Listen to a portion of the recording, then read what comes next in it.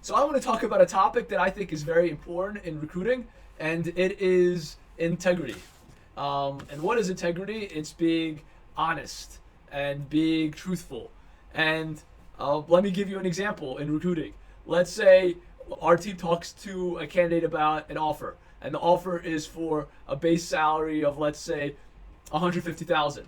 And the person goes through a first round interview, they like him or her. Second round, they like him or her. Third round, they like him or her, and they want to give him an offer. And they give him an offer of exactly what the recruiting firm discussed with them. They give him an offer for 150,000, but the person says, "No, I want 170,000, or I want 200,000, or so something that is out of the range completely." Now, I totally understand that you want a counteroffer, and I, in fact, encourage candidates to counteroffer to an amount that's appropriate, maybe 5 to 10% of salary. But going up 20, 30, or 50 grand is just unheard of and not gonna fly. Maybe you could go up 5 grand, maybe you could go up 10 grand max.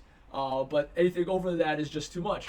But sometimes clients tell you from the get-go, and recruiting companies that work with them, which was the case in many of our clients, is that this is their best offer. They can't go above. If you can't accept this offer, don't interview. Many candidates don't understand that, and they interview anyway.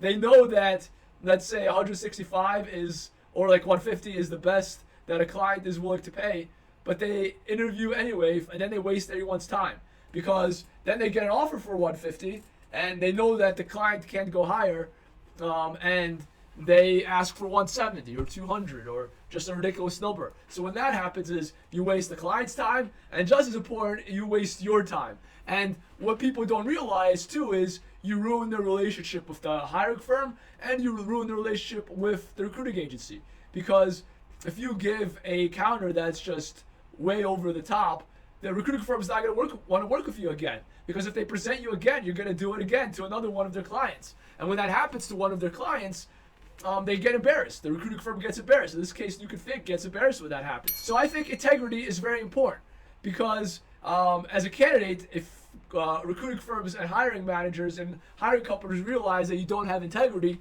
they don't want to do business with you. And if they don't want to do business with you, you don't even know the opportunities that you're missing. Like, you don't even know which ones you're missing, because you don't get the phone calls. You don't get the responses to your submissions of emails, your submissions of resumes, because they don't want to work with you. You've grown enough reputation, and they don't want to work with you. Now, that is an example in recruiting. This could go on a macro level. Let me give you an example in the macro level. There are countries such as Japan and South Korea. They have minimal natural resource. They have some, but minimal.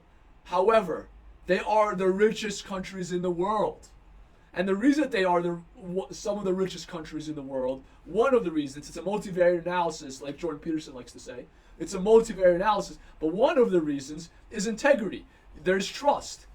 In their cultures, it's frowned upon when you lie, because it looks down on your family. It looks down on you on socioeconomically when you lie, when you gain a reputation for lying. So most people in those societies don't lie, or lie much less.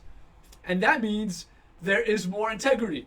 If I say I'm going to pay you $500 and you say you're going to give me 40 hours of work, and I pay you $500, then you're like, okay, then I'm going to give you 40 hours of work. There's integrity. There's trust. When there's mutual trust, more business could be done, and both economies could grow and prosper.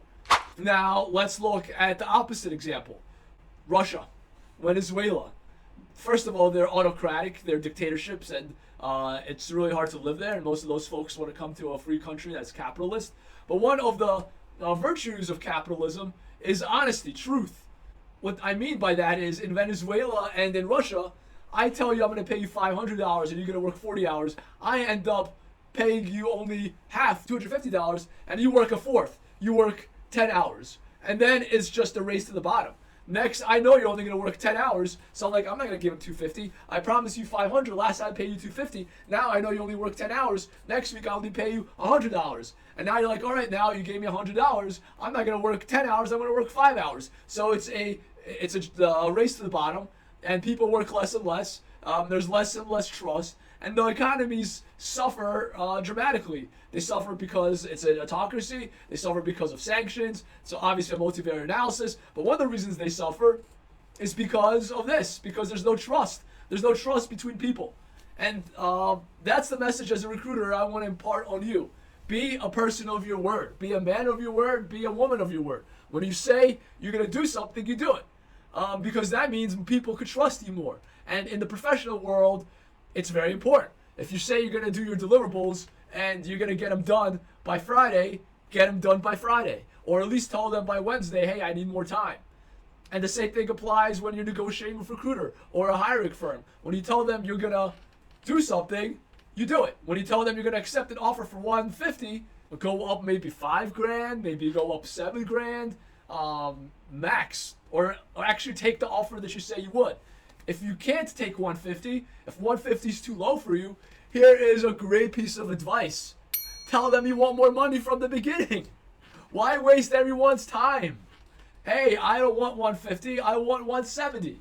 If you give me 170, I'll take the job. But they're scared. They're scared they're not going to get an interview. So they interview, it's called a bait and switch. Cheesy people in the car business in America do this. Cheesy car dealers do this. They do what we call a bait and switch. They promise you to sell you a car for $10,000, but when you get there, they sell it to you for $15,000 or something similar to that. And same thing here. You promise to accept an offer of 150. You waste everyone's time, a month of time, 3 or 4 interviews, and when they give you an offer of 150, you're like, nah, I want 170.